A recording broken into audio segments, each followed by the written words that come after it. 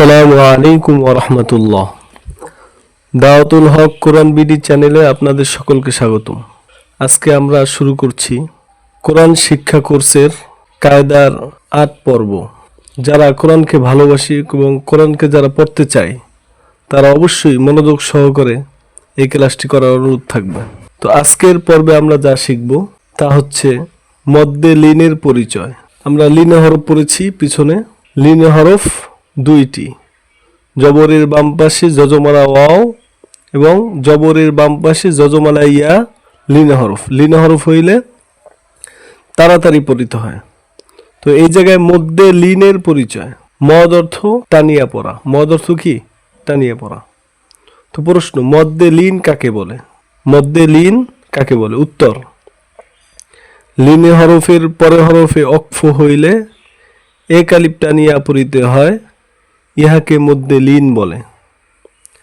লিনে হরফ হইলে এক আলিফ টানিয়া পড়িতে হয়। তো লিনের হরফ হইলে আমরা আগে পড়েছি লিনে হরফ হইলে টান হয় না, কিন্তু লিনে হরফের পরে হরফে যদি অক্ফ হয়, থামে, তাহলে এক আলিফ টান হবে। তো এই জায়গায় দেখেন জবরের বাম পাশে যজমালা ইয়া, লিনে হরফ। তো লিনে হরফের পর হরফ কি? লিনে হরফের পর হরফ হচ্ছে র। রর পরে অক্ফের একটা চিহ্ন আছে, তো এই কারণে এই জায়গায় অক্ফ করতে হয়। তো লিনে হরফের পরে হরফে অক্ফ হইলে এক আলিফ টানিয়া পড়িতে হয়, ইহাকে মধ্যে লিন বলে।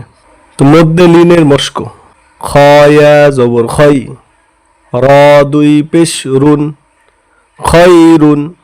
তো যখন আমরা এই জায়গায় থামবো তখন হবে খইর। উপরে যে রর উপরে যে দুই পেশ, এই পেশ এই জায়গায় জজম হয়ে যাবে, তাহলে উচ্চারণ হবে কি? খইর, এক আলিফ টান হবে। শিন নিয়া জবর শাই, হামজা দুই জের ইন, শাই ইন, শাই। মিম জের মি, নুন লাম জবর নাল, মিনাল। গই নিয়া জবর গই, গজের জি, মিনাল গইজি। যখন আমরা এখানে থামবো তখন হবে মিনাল গইজ, মিনাল গইজ। হামজাজের ই, লাম ইয়া জবর লাই, কাব জবর কা, ইলাইকা। থামলে হবে ইলাইক, ইলাইক। মিমজের মি, নুন লাম জবর নাল, মিনাল।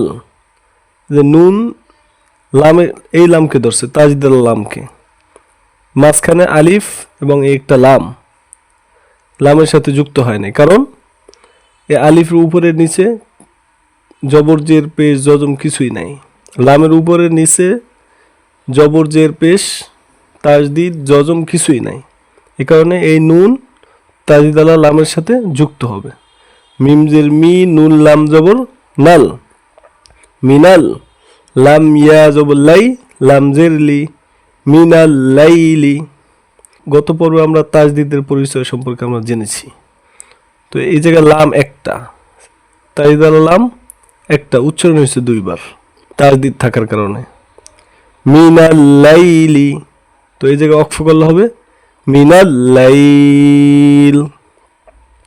খাও জবর খাও, ফা দুই জের ফিন, খাউফিন, খাউফ। অক্ফ করলে হবে খাউফ। শিন জবর শা, ফা জবর ফা, শাফা। তা ইয়া জবর তাই, নুন জিন্নি, শাফা তাইনি। অক্ফ করলে হবে শাফা তাইন, শাফা তাইন। অক্ফ করার কারণে নুনের নিচে যে জের, এই জেরটা জজম হয়ে যাবে, তাহলে উচ্চারণ হবে শাফা তাইন। অ সদ জবর অস, সদ ইয়া জবর সই, অসই, ফাজের ফি, অসইফি, অসইফ। কপ্পেশ কুরা, ইয়া জবর রই, কুরাই। শিন দুই জের শিন, কুরাই শিন, কুরাইশ। হা খারা জবর হা, জাল লাম জবর জাল, হাজাল। হা এক আলিফ টান হবে, কারণ হার উপরে খারা জবর আছে। খারা জবর খারাজের উল্টো পেশ হলে এক আলিফ টানিয়া পড়িতে হয়, ইহাকে মধ্যে তবাই বলে।